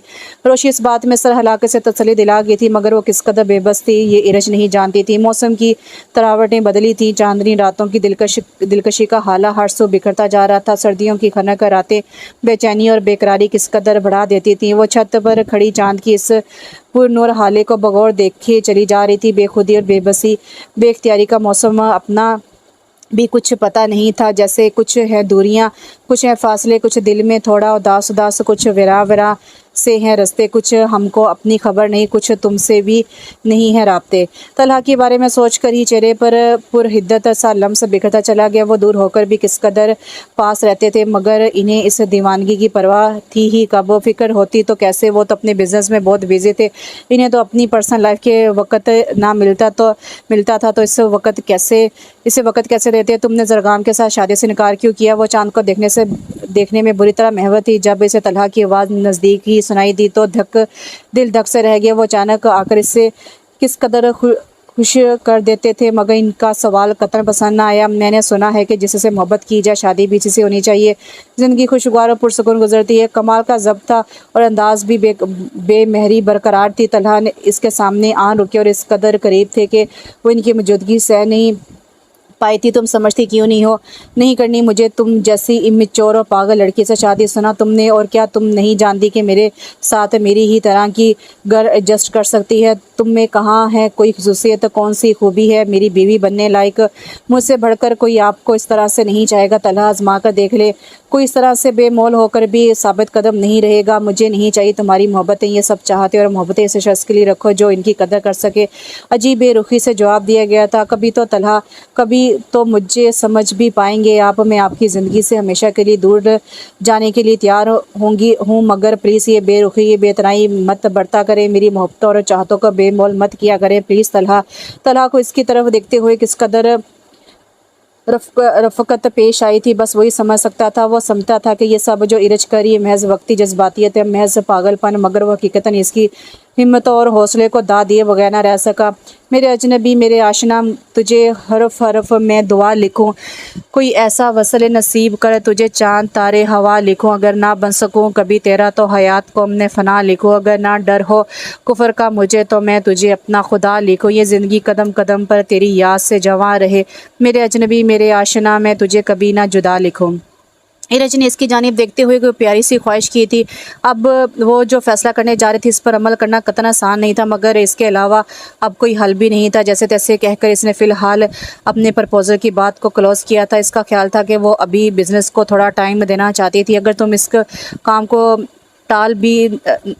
इस काम को मुलतवी भी ना करती तो तलहा और रोशी के साथ साथ तुम्हारी और जरगाम की भी बात पक्की हो जाती। वो मम्मा की बात पर हैरानी से तकती रही। निगाह सामने खाना खाती हुई रोशीन की जानिब बढ़ी थी। वो भी जैसे इससे निगाहें चुराने लगी। फिर मामा और पापा ने इसे अच्छा खासा लेक्चर दे डाला। ना जाने जरगाम ने क्या घोल कर पिलाया था कि सभी इनके गुण गाते हुए नज़र आते थे। वो अपने ज़ख्मी दिल को संभालने की सही करती हुई चुपचाप वहीं बैठी रहेगी। कोई कितनी ही कोशिश क्यों ना कर ले, किसी को अपनी मर्ज़ी से इस वक्त तक हासिल नहीं कर सकता जब तक नसीब में ना लिखा हो, जब तक किस्मत का फैसला इसके हक में ना हो। वो कब तक अपनी मोहब्बत का प्रचार करती, कब तक इस शख्स के सामने अपनी मोहब्बत का सवाल करती? वो तो सरापा मोहब्बत थी। इससे चाहे जारी रही, इसकी चाह जारी रही। वो अपना था या नहीं इस बात से बेनियाज, मगर अब यकदम से न जाने क्यों जज्बात की कायें पड़ने लगी थी। अपनी मनमानी और ज़िद करने से इसे क्या मिला था और अब क्या मिलने वाला था, ये बात समझ से बाहर थी। फिर वो जैसे खुद को संभालने की सही करती चली कि इसने इलाही जानकर किसी भी फैसले पर ना तो एतराज़ किया, ना ही सोचा, हत्ता के मामा पापा से भी कह दिया कि वो वही करें जो इनका दिल चाहता है। इन्हें तो गोया खुशियों का ख़जाना मिल गया था। वो इरज की रजामंदी जान कर चुपचाप अपने फ़ैसले पर सोचो विचार करने में लग गए थे। इसे ऐसा लगा था कि जीने का कोई मकसद ही नहीं रहा था। फिर जिस तरह से भी जिया जाए फ़र्क तो नहीं पड़ता था। वो कई दिनों से ऑफिस भी नहीं गई थी। अपने रूम में लेटी अनजानी सोचों में गुम रहती थी। किसी भी बात का जैसे होश ही नहीं था। मगर मामा पापा के सामने कमाल जब से खुद को कंपोज कर रखा था। इस दिन भी मौसम बेहद खूबसूरत हो रहा था। काली घटाएं आंधी और बारिश का पता दे रही थी। इरज लॉन में बैठी चाय पीने के साथ साथ ऑफिस की फाइल देखने में मगन थी। बाबा ने इन दिनों इनके ज़िम्मे बहुत अहम काम लगाया था। तमाम अकाउंट्स इसे ही चेक करने थे, इसलिए इसके बारे में इंफॉर्मेशन इकट्ठी करी थी। इसी स्नाम में खुले गेट से गाड़ी अंदर दाखिल हुई। गाड़ी में बैठे शख्स पर नज़र पड़ते ही रूह तक सराब हो चली गई थी। कितने दिन गुजर चुके थे शख्स को देखे हुए, से बात किए हुए। वो खुद को मार तो हो चुकी थी मगर सामने देखकर एक लगन सी बढ़ी थी। फिर अगले ही पल खुद को कंपोज करती इससे यूं बेनियाज होगी जैसे इस शख्स के आने जाने से कोई फ़र्क ना पड़ता हो, इससे दूर दूर तक का कोई रिश्ता ना हो। इसका ख्याल था कि तलहा वहाँ रुकेगा नहीं। मगर जब वो चलते हुए सामने वाली चेयर घसीट कर बड़े आराम से बर्जमान हुए तो अंदर इश्तियाल सा बढ़ने लगा। तुम ऑफिस क्यों नहीं आ रही हो? मैं काम के मामले में कोई कम्प्रोमाइज़ नहीं करता, ना ही बिना लीव के किसी को बिना बताए छुट्टी करने की इजाज़त देता हूँ। क्या वजह है तुम्हारी गैर हाजिरी की? इस पल वो सिंपल ब्राउन कलर की कमीज शलवार पहने हुए थे। दाएं हाथ अपने पुराने स्टाइल और आदत की वजह से थोड़ी पर फेरा था। वो अपनी इस आदत की वजह से किस कदर अच्छे लगते थे ये इरज से बेहतर कोई नहीं जानता था। अब वो जब इस शख्स से दूर जाने का फैसला कर चुकी थी, किसी और के सुपुर्द होने जा रही थी, तो फिर एक बार वो आजमाइश में डालने चले आए थे। वो मज़ीद खोई रहती जब उन्होंने फिर कहा, मैंने तुमसे कुछ पूछा है, जवाब दो। आप जो पूछ रही हैं इसका जवाब जानते हैं। फिर वैसे भी मैं रिज़ाइन कर रही हूँ। अब मुझे जॉब की कोई ज़रूरत नहीं। पापा का ऑफिस होते हुए मुझे किसी और के ऑफिस में काम नहीं करना, इसलिए मैं अब ऑफिस नहीं जाऊंगी। तलहा ने हैरत में डूबी कैफियत से इसे देखा था। कितनी बदली लग रही थी। वो कुछ दिनों पहले इसके सामने खड़ी अपनी मोहब्बत का ऐलान कर रही थी और मोहब्बत की जीत पर दलाइल दे रही थी। इससे इसकी मोहब्बत मांग रही थी और आज की इरज कोई और रास्ता अख्तियार करने चली थी। किसी और रास्ते की मुसाफिर होने जा रही थी। कुछ देर तो वो इसे देखेंगे मगर फिर चेहरे पर जहरखुंद सी मुस्कुराहट ठहरी थी। तुमने हर बात को मजाक समझ रखा है। तुम इसलिए शायद इस बात से नावाकिफ़ होकर मेरे ऑफिस में जॉब करने की शर्त ये थी कि तुम 2 साल से पहले जॉब नहीं छोड़ सकती, इसलिए बचपना छोड़ो और सीधी तरह से सुबह ऑफिस आओ। वो हाथ उठाकर बहुत सख्त अल्फाज में नरमी से कह गए थे मगर इरज को कोई फ़र्क ना पड़ा था। तभी बोली, 2 साल तो बहुत दूर की बात है। मैं 2 मिनट वहाँ काम करने की रवादार नहीं हूँ। वैसे भी अब मेरी शादी होने वाली है। जरगाम को मेरा जॉब करना पसंद नहीं है। क्या कमाल का तीर चलाया था और ये अल्फाज जानबूझकर कहे थे। इसका रद्द-ए-अमल जानने के लिए नहीं बल्कि अपनी ज़िंदगी में जरगाम की वैल्यू का अंदाज़ा लगवाने के लिए कि हालांकि ऐसा कुछ था ही नहीं। इसकी और जरगाम की रस्मी और आमसी गुफ्तगू के अलावा कोई बात ही नहीं हुई थी। तलहा के अंदर न जाने क्यों अजब हलचल सी हुई थी। इसने जिस लहजे में बात की तलहा को चुकाने के लिए काफ़ी था। ऐसा तुमसे जरगाम ने कहा है? बेखुदी में वो सवाल तलहा के मुँह से निकला। नहीं, मगर मैं इन्हें बहुत हद तक समझ गई हूँ और जान भी गई हूँ। इनकी मर्ज़ी के ख़िलाफ़ मैं कुछ नहीं करूँगी। जरगाम मुझसे बहुत मोहब्बत करते हैं। मुझे भी चाहिए कि मैं इनकी मोहब्बत का एहतराम करूँ। ये कहकर वो मज़ीद वहाँ रुकने की पोजीशन में नहीं थी। फाइल से साइड पर रखते हुए तेज़ी से अंदर की जाने बढ़ी मगर वो जाते जाते तलहा रियाज को शशो पंच में तनहा छोड़ गई थी। वो कुछ देर वहीं बैठा रहा, फिर खाला से मिलने की गर्ज से अंदर की जानिब बढ़ गया। मामा के बहुत कहने पर वह जरगाम के साथ शॉपिंग करने चली आई थी। दोनों तरफ से शादी की तैयारियां अपने अरूज पर पहुंची हुई थी। जरगाम के वालदा ने इरज के लिए हर तरह से शॉपिंग की थी। हत्ता के शादी का सूट भी डिज़ाइन करने को दे रखा था। रोज़ बरोज़ बढ़ती हुई तैयारियों ने इसे बहुत उलझा रखा था। गुस्सा इस बात का था कि इसकी बात भी पक्की होगी और इसे पता भी ना चला।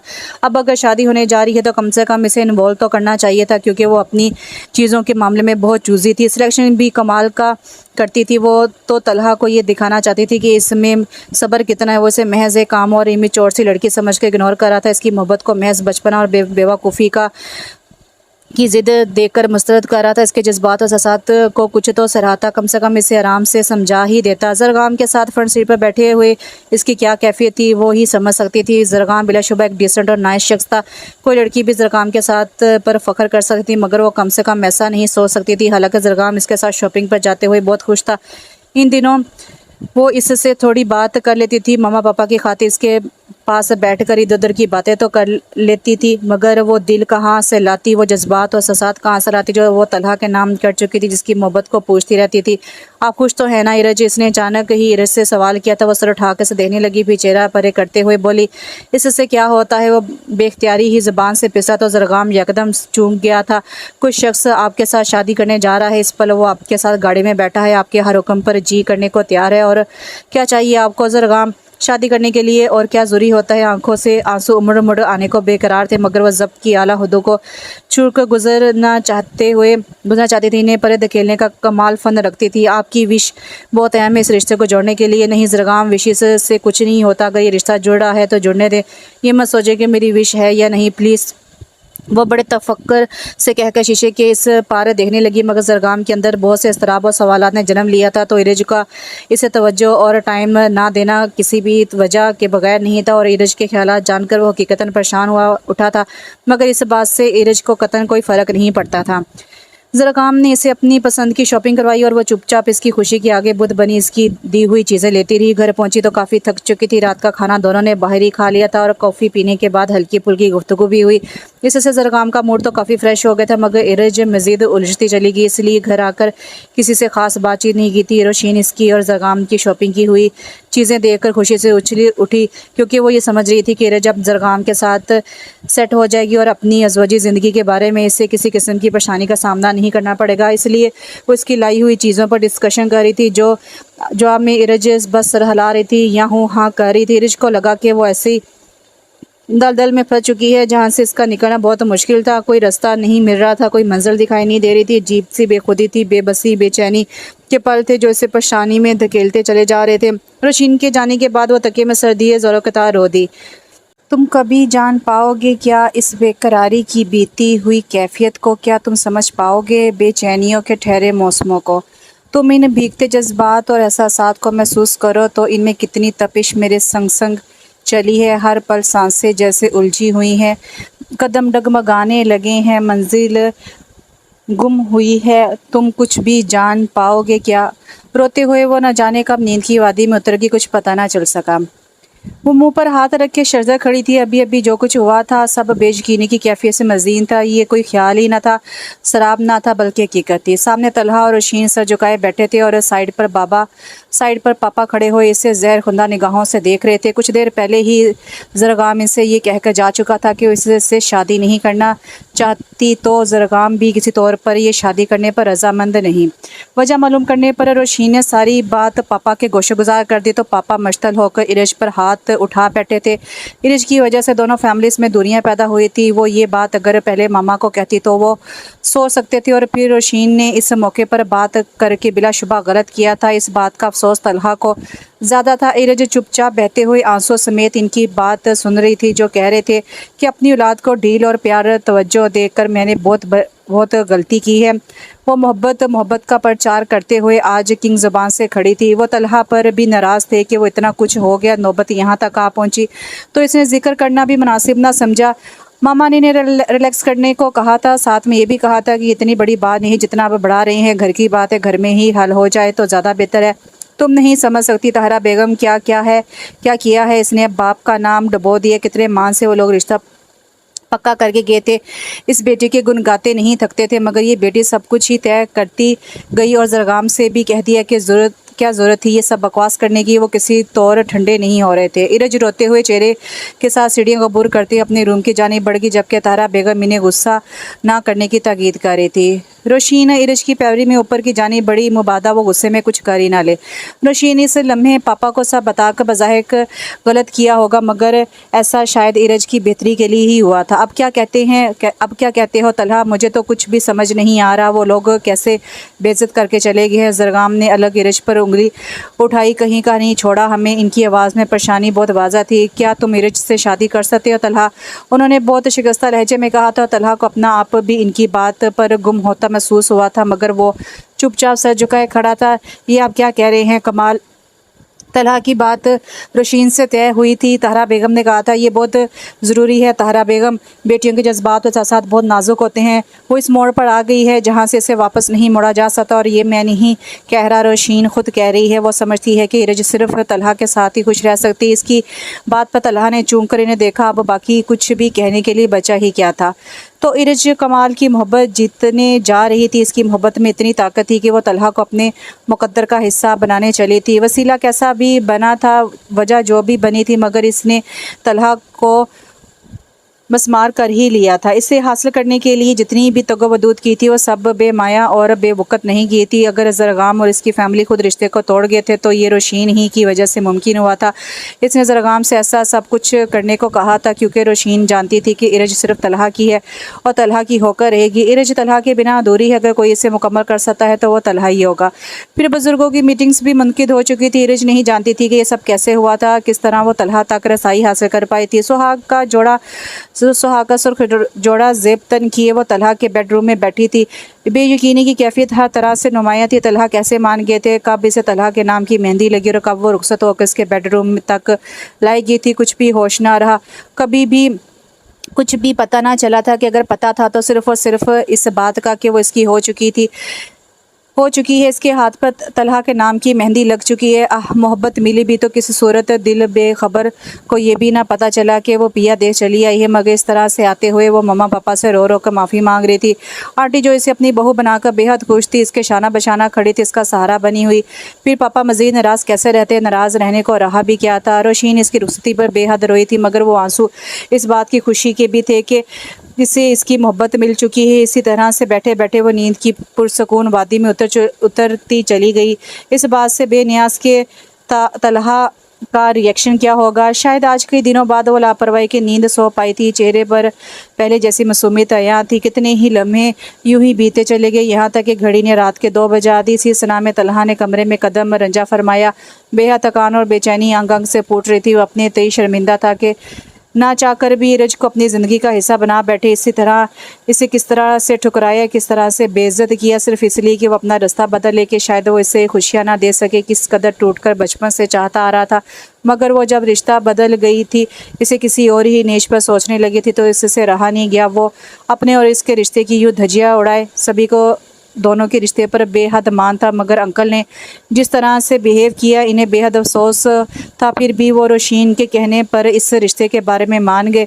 बावजूद तलहा के ये कहने के कि वो खुश मिजाज आदमी इसे खुश नहीं रख सकता। वो मोहब्बत के जज्बे से बाखबर था ही कब।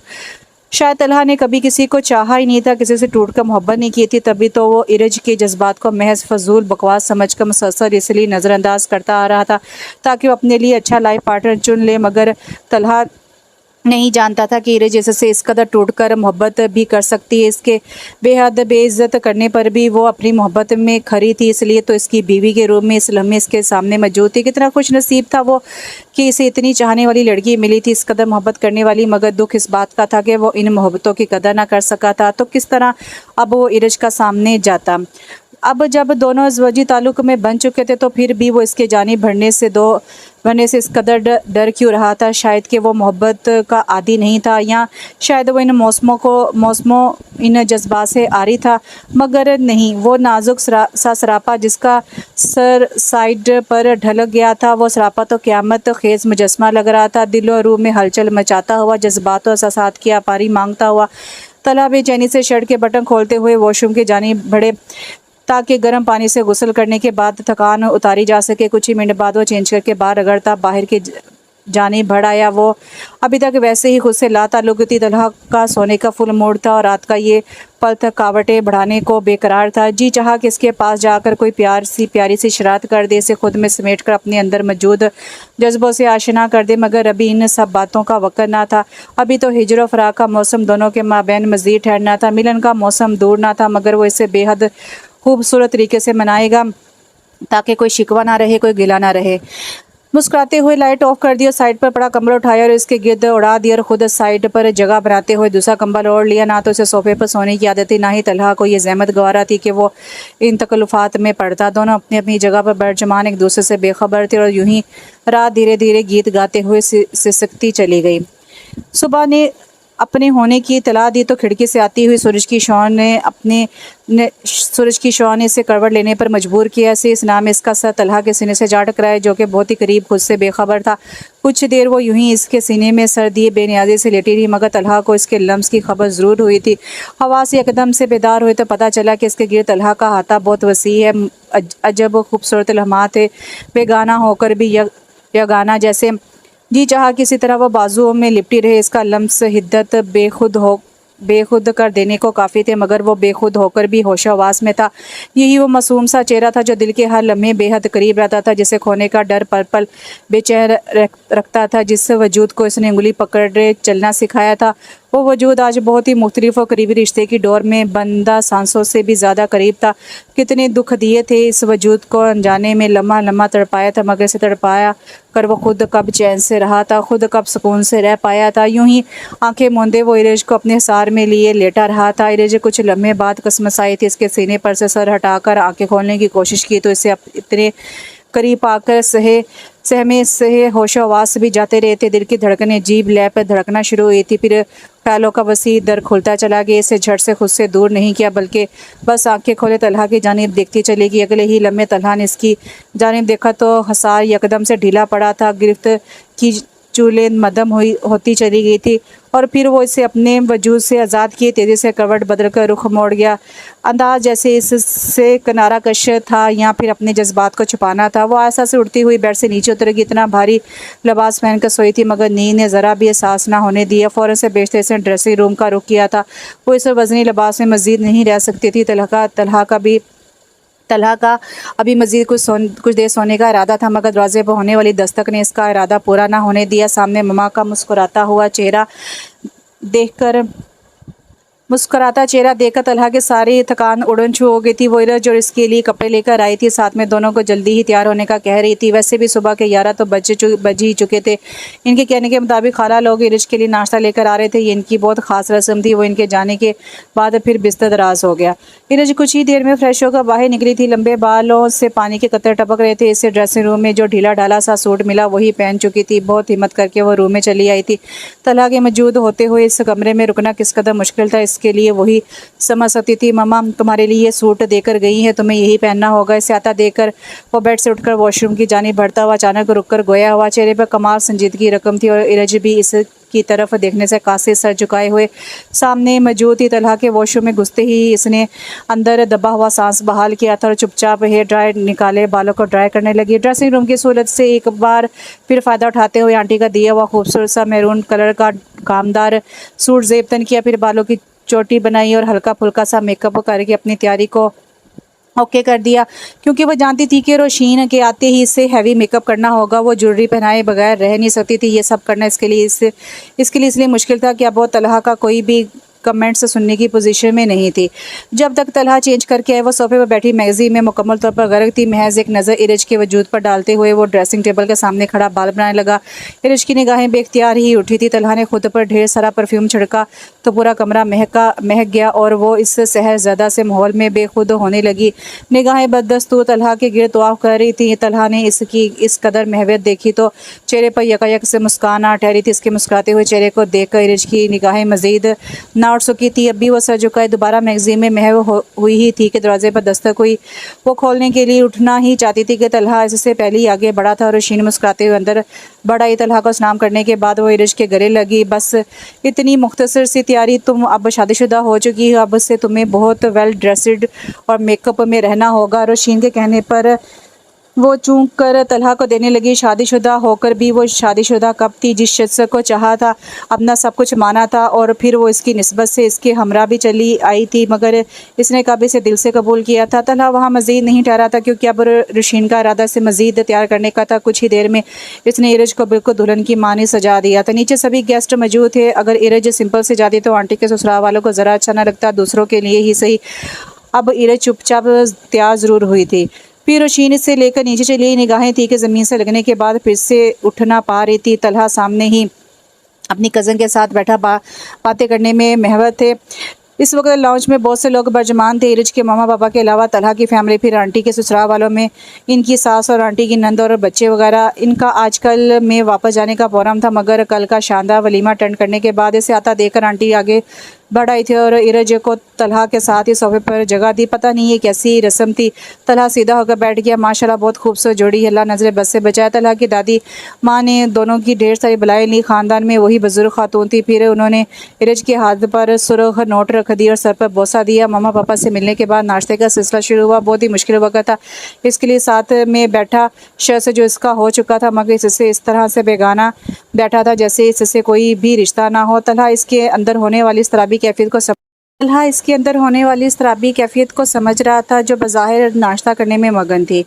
सभी खुश थे, मगर इरज के चेहरे पर संजीदगी वाज़ा रकम थी, जैसे इसे कोई खुशी ना हुई हो। वो क्या बताती कि तलहा को इसकी लाताल्लुकी किस कदर हर्ट करती है। इसे खुदा खुदा करके वलीमे का दिन भी खैर आफियत से गुजर गया था। किसी होटल में वलीमे का शानदार एहतमाम किया गया था और को बहुत खूबसूरत तरीके से सजाया गया था, जो कि दोनों के हवाले से मुकीद कर लिया गया था। फिर धीरे धीरे हर कोई अपनी लाइफ में मगन हो गया और तलहा ने बाकायदा से ऑफिस जाना शुरू कर दिया गया। दोनों ही एक दूसरे से बेगाना अपनी अपनी ज़िंदगी में मसरूफ़ थे। वो इरज जो तलहा की ख्वाहिश में इस मुकाम तक आन पहुंची थी, अब इससे किसी भी तरह का शिकवा नहीं करती थी। इससे ये नहीं कहती थी कि इससे इसकी मोहब्बत चाहिए। वो अब इसकी बीवी है तो इसे वो मुकाम और तवज्जो चाहिए। सच ये था कि इसके जज्बात और एहसास ने यकदम सर्द महरी और की चादर ओढ़ ली थी। वो आंटी के साथ या तो काम करने में मगन होती या फिर बातें करने में। इसके आने से आंटी की तो ज़िंदगी ही महक उठी थी और वो और अंकल इसकी बलाएं लेते ना थकते। इरज का ज़्यादातर वक्त आंटी के साथ ही गुजरता था, मगर वो इसके और तलहा के माबैन इस दीवार को महसूस ना कर पाई थी, क्योंकि तलहा सुबह नाश्ता करके निकलते तो रात देर तक ही वापस आते थे। वो अक्सर सो चुकी होती थी। तलहा खुद इस ज़िंदगी से फेडअप हो चुका था। इससे गुस्सा इस बात पर आता था कि इरज इसका हर काम चुपचाप अपने हाथों से करती थी, मगर इससे कभी भी कोई फरमाइश नहीं करती थी और ना ही इसको रात को देर से आने पर पूछती थी। इसे खुश होने की बजाय झंझलाहट सी होने लगी थी। अनजाने में वो ये ख्वाहिश करने लगा था कि तलहा रात को देर से घर आए तो वो इससे लड़े, इसको अपनी अहमियत और मुकाम का एहसास दिलाए। इससे रूठ जाए तो तलहा इसे मनाना पड़े, मगर ऐसा कुछ भी नहीं होता था। वो जो अपने सारे एहसासात और जज्बात को दिल के दरीचों में बंद कर चुकी थी, महज कठपुतली की मानिंद बिहेव करती थी। नमाज़ पढ़कर लंबी लंबी दुआएं और उसकी सलामती की दुआ मांगती, मगर बज़ाहिर खुद इससे कभी ये नहीं कह सकती कि इसके पास इरज के लिए वक़्त क्यों नहीं है। वो तो बस चुपचाप इसे रब से मांगती चली जाती थी। खुद शिकवा नहीं किया, मगर इसकी मोहब्बत की आरज़ू ज़रूर करती थी। इसकी लंबी लंबी दुआएं ही थी जो शायद रंग लाई थी कि तलहा को इस बात का एहसास हुआ चला था कि वो इरज के साथ ज़्यादती कर रहा है। इसका कसूर क्या था? यही कि इसने तलहा से बेहद मोहब्बत की और इसे पा लिया। इस रात आंधी और बारिश ने अचानक ही बहुत तेज़ रुख अख्तियार कर लिया था। तलहा को ड्राइविंग करता बेहद मुश्किल लग रहा था। कराची शहर का ट्रैफिक और रात का वक़्त, मगर तलहा ने असाब पर काबू पाते बहुत एहतियात से ड्राइविंग सीट संभाल रखी थी। पूरे दिन की थकावट से पूरा दुख रहा था। ऐसे में ये मौसम और घर पर वो जाए नमाज पर बैठी मुसलसल दुरूद पाक का कुरान पाक पढ़ते हुए इसकी खैरियत से लौट आने की दुआएं मांगने में मसरूफ़ थी। आजकल वैसे भी कराची के हालात ख़राब तर होते जा रहे थे। आए दिन हंगामे और धमाके। वो ट्रैफिक में बुरी तरह फंसा हुआ था और यहाँ इरज के अंदर अजीब सी हलचल होती चली गई थी। क्या फ़र्क पड़ता तलहा, अगर आप मुझे दिल से कबूल करके मेरे साथ पर थोड़ा खुशी हो जाते। मुझे मोहब्बत की भीख नहीं चाहिए, मगर जब बीवी बनाया था तो बाकी फ़र्ज़ भी निभाते।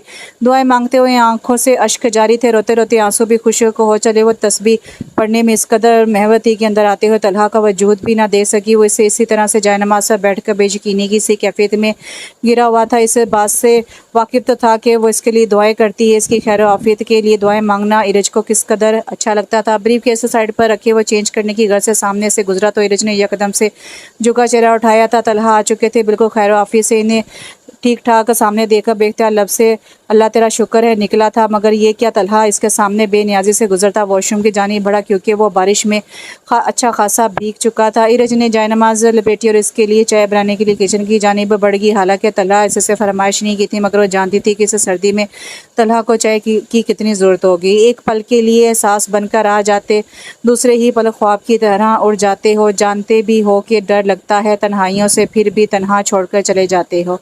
वो चाय लेकर रूम में आई तो तलहा हीटर के आगे बैठे हाथ सेक रहा था। चाय साइड पर रखकर मुड़ी तो तलहा ने इसे पुकार लिया, मुझे तुमसे ज़रूरी बात करनी है इरज। कितने दिनों बाद वो यूं मुखातिब थे, जी चाहा सारा कुछ कदमों में निछावर कर दे।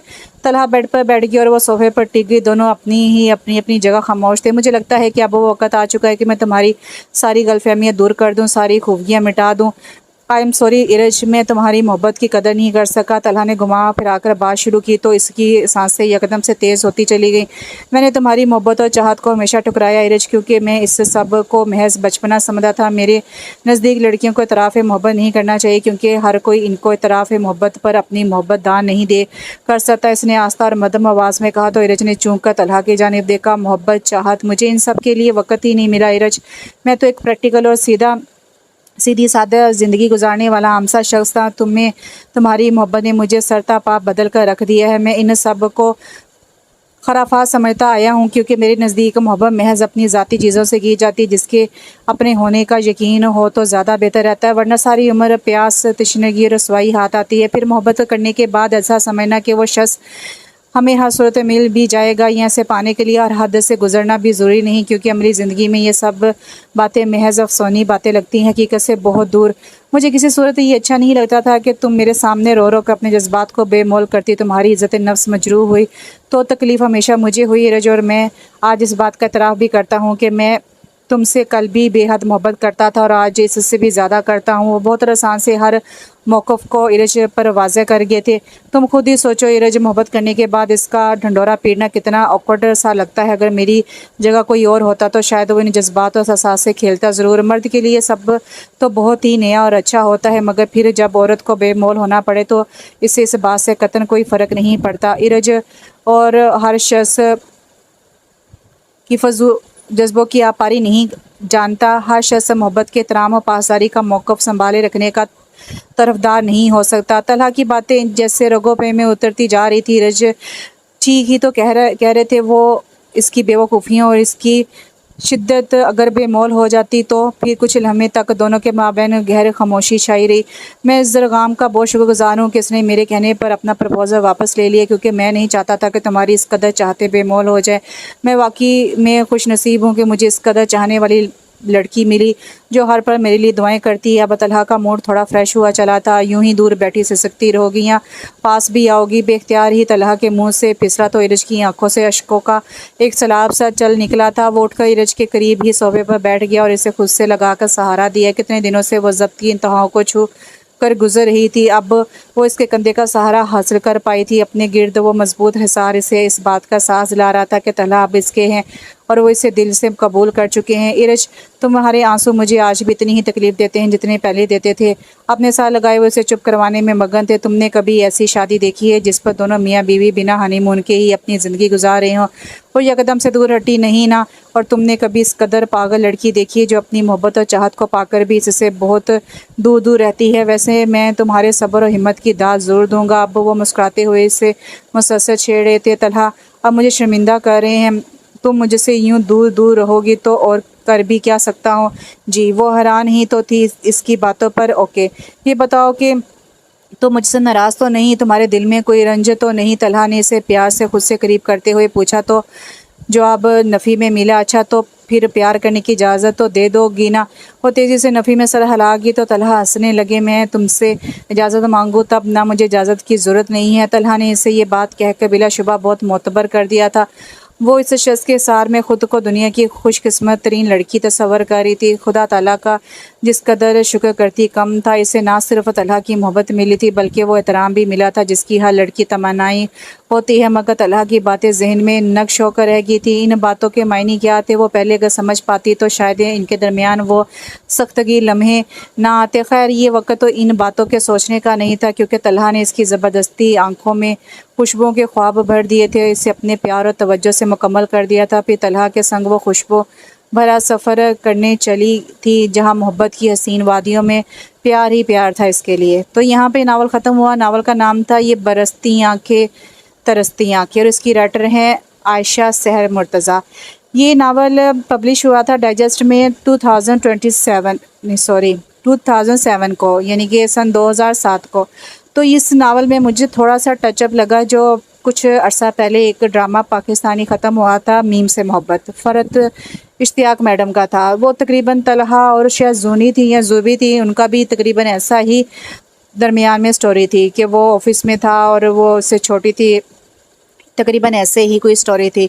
ये नावल ओल्ड है और वो ड्रामा न्यू था। या तो ये स्टोरी से वो मिलता है, वो ड्रामा स्टोरी से मिलता है, या ये स्टोरी उस ड्रामे से मिलती है। आपकी क्या राय है ये पढ़कर? कि आपको भी ऐसा लगा कि ये नावल जो है वो मीम से मोहब्बत ड्रामे की तरह है, जो अभी कुछ मंथ पहले रिलीज़ हुआ था, क्योंकि ये नावल तो 2007 में पब्लिश हुआ था। तो इंशाल्लाह फिर हाज़िर होती हूँ, तब तक के लिए इजाज़त दीजिए। अल्लाह हाफ़िज़।